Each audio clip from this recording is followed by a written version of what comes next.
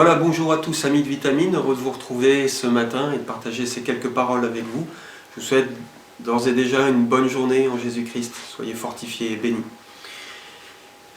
On a abordé la semaine dernière un sujet, qui est le sujet de la victoire. Je crois que Dieu veut nous amener à la victoire dans tous les domaines. Il a dit à Israël, et Moïse l'a partagé avec eux, alors que Moïse est sur le point de terminer sa vie sur la terre, il donne des directives au peuple d'Israël et il va les amener à prendre conscience que pour être victorieux dans leur vie, que pour être béni, pour recevoir cette bénédiction, être victorieux dans les différentes épreuves qu'ils pourront passer, dans les différents combats qu'ils auront à mener en termes d'adversité, eh bien la victoire sera liée à une chose. La victoire sera liée à leur obéissance.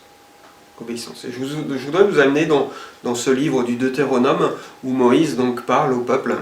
Et voilà ce qu'il dit au peuple hébreu.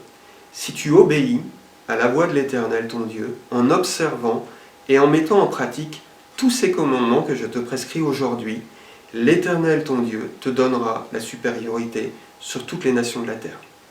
Voici toutes les bénédictions qui se répandront sur toi et qui seront ton partage lorsque tu obéiras à la voix de l'Éternel ton Dieu. Tu seras béni dans la ville et tu seras béni dans les champs. Le fruit de tes entrailles, le fruit de ton sol, le fruit de tes troupeaux, les portées de ton gros et de ton menu bétail, toutes ces choses seront bénies.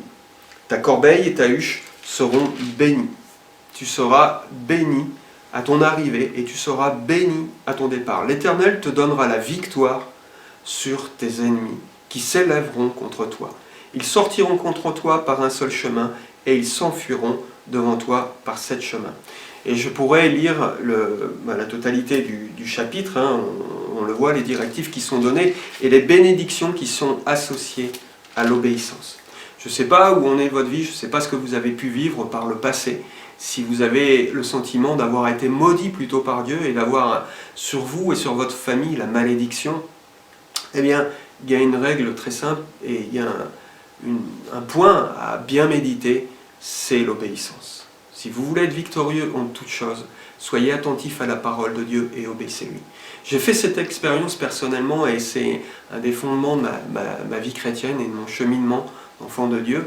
C'est qu'au départ, moi aussi j'ai un passé où mon père et ma famille ont été plongés dans une succession de malédictions, une sorte de malédiction au niveau de la vie de mon père. Il était dépressif et il a fait des tentatives de suicide répétées. J'avais 10 ans quand il a commencé et à 18 ans il s'est suicidé, il est mort. Mais c'est passé par une multitude de malédictions et de formes de destruction. Bon, voilà, je passerai les détails. Mais toujours est-il que ça a vraiment imprégné ma vie.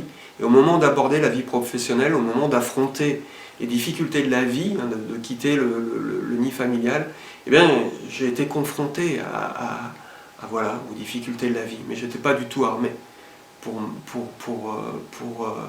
affronter toutes ces choses, pour devenir père, pour assumer un rôle voilà, dans le couple. Dans ma vie professionnelle, c'était très compliqué, tout était très compliqué. Tout était très compliqué à tel point que j'étais saisi d'angoisse et j'ai dit à Dieu, dans un jour de détresse, eh bien, t'as rien fait pour mon père, qu'est-ce que tu vas faire pour moi?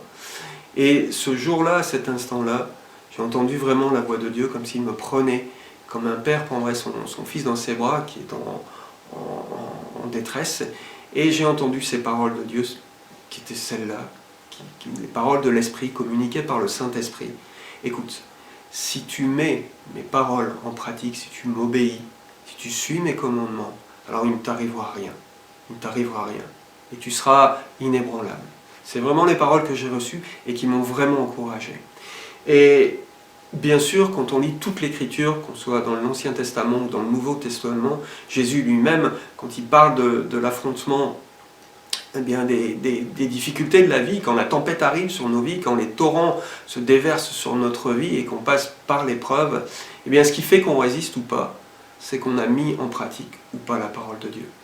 Alors je vous invite, si vous voulez être victorieux et si vous voulez vraiment donner un tournant à votre vie, passer d'une période de malédiction, de souffrance et de mal-être, eh bien de mettre en pratique la parole de Dieu.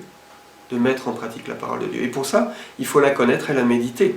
Donc je vous invite à lire la parole de Dieu, à lire les Écritures. Quand vous lisez par exemple le livre des Proverbes, une multitude de chapitres du livre des Proverbes commence par « Mon fils, écoute l'instruction de ton père, écoute l'instruction de ta mère, attache-les à ton cou ». Il y a une insistance à chaque début de chapitre, presque, où on voit en tout cas la parole de Dieu qui nous invite à mettre en pratique et à obéir, et à se souvenir, à repasser sans cesse sur son cœur les directives du Seigneur pour réussir une vie stabilisée et vivre en paix, vivre en pleine assurance, vivre avec une autorité, traverser les difficultés avec force, etc., etc. Et pas se laisser dévaster, pas se laisser piéger non plus. Donc la parole de Dieu nous met en garde et elle nous invite à obéir. La bénédiction est liée à l'obéissance. Quand vous prenez les miracles que Jésus a pu accomplir, bien souvent au départ, le miracle, bien sûr, la puissance est en Jésus-Christ, mais celui qui est au bénéfice du miracle, eh bien, a commencé par obéir, ne serait-ce que par s'approcher de Jésus. Quand Jésus dit « Venez à moi, vous tous qui avez soif, venez à moi, vous tous qui êtes fatigués et chargés », il nous invite et à l'obéissance, à venir tout simplement à lui. Ça commence par là. Mais aussi, quand on voit Jésus guérir, par exemple, un aveugle, il va mettre de la boue sur ses yeux, par exemple, et il va l'inviter à aller au réservoir de Siloé. Donc il amène à l'obéissance. Et la bénédiction sera liée à un acte de foi, bien sûr, mais la foi aussi est liée à elle. Et l'obéissance est le reflet de cette foi aussi. Donc obéir, si vous voulez véritablement changer votre vie, obéissez au Seigneur, connaissez sa parole. Je vous souhaite une bonne journée en Jésus-Christ.